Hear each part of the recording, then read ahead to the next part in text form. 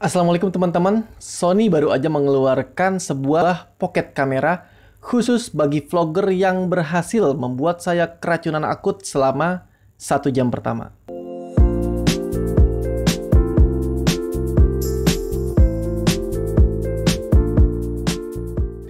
Sebelum saya mulai dan diserang oleh fanboy yang kemungkinan besar nggak nonton sampai habis tapi langsung komentar, saya disclaimer dulu bahwa video ini adalah kesan pertama saya dari spesifikasi tertulis, jadi bukan impresi penggunaan awal.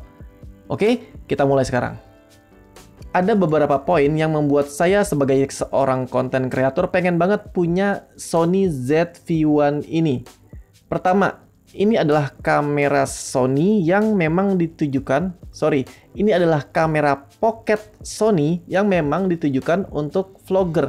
Dia disebut sebagai vlog kamera ZV-1. Kedua, akhirnya Sony memberikan kamera yang flipnya ke samping, bukan ke atas atau ke bawah. Jadi nggak lagi mengganggu kalau kita mau pasang mikrofon tambahan di atas. 3. Ada audio jack 3,5 mm dan mic internalnya juga tampak sangat meyakinkan dengan dead cat yang juga sudah termasuk dalam paket pembelian. Keempat, lensanya Sony kualitasnya nggak perlu diragukan lagi. Udah gitu ini dengan bukaan f1.8.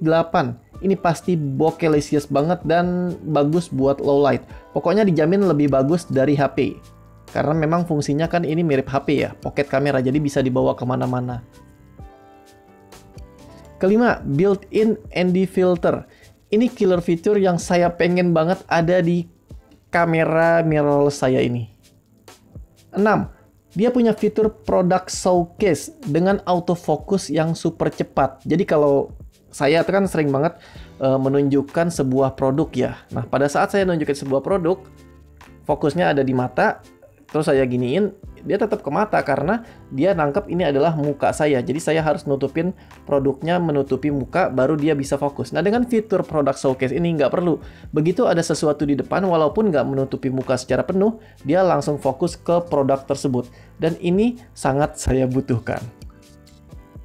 Nah, jadi fitur-fitur yang tadi saya sampaikan adalah fitur yang bikin saya kesengsem selama sejam pertama. Sampai akhirnya saya sadar bahwa dilihat lagi secara detail dari spesifikasinya, ternyata 1. Portnya micro USB. Nggak apa-apa sih, sebenarnya nggak apa-apa karena saya pengennya dia punya USB Type-C karena ini 2020. Tapi micro USB ya fungsinya masih sama, cuma lebih convenient USB Type-C dan ini 2020 gitu masih dikasih micro USB. Padahal ini kamera yang bisa dibilang spektakuler buat sebuah pocket kamera gitu ya. Jadi nanggung aja gitu. Tapi oke lah, masih bisa dimaklumi. Cuma yang kedua ini yang menurut saya nilai minusnya yang tidak bisa dimaklumi begitu saja. Semoga saya salah, tapi lensanya ekuivalen 24 mm.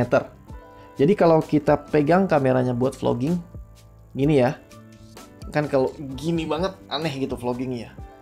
Kalau pegang dengan santai seperti ini isinya muka semua. Karena 24 mm itu terlalu ngezoom kalau buat vlogging. Sedangkan jelas-jelas ini adalah didaulat sebagai vlog kamera. Kenapa? Nanggung banget gitu kan. Aduh, pengennya tuh dikasih yang lensanya lebih wide. Jadi, nah si Sony ini dia punya vlogging kit. Jadi bisa dibeli terpisah. Jadi butuh biaya tambahan lagi vlogging kit yang bentuknya tripod mini sehingga bisa semakin menjauhkan kameranya dari muka gitu. Jadi kita harus menggunakan tripod tambahan sehingga lensanya kelihatan seolah-olah lebih lebar. Nah, kalau udah pakai tripod ini kan nggak bisa dimasukin ke pocket lagi ya, kan namanya pocket kamera. Jadi ya gimana ya, udah gitu pakai tripod pun tetap aja 24 mm tuh terlalu ngezoom banget. Dengan ini kan bukan full frame ya, jadi ada crop factornya, jadi nanggung gitu.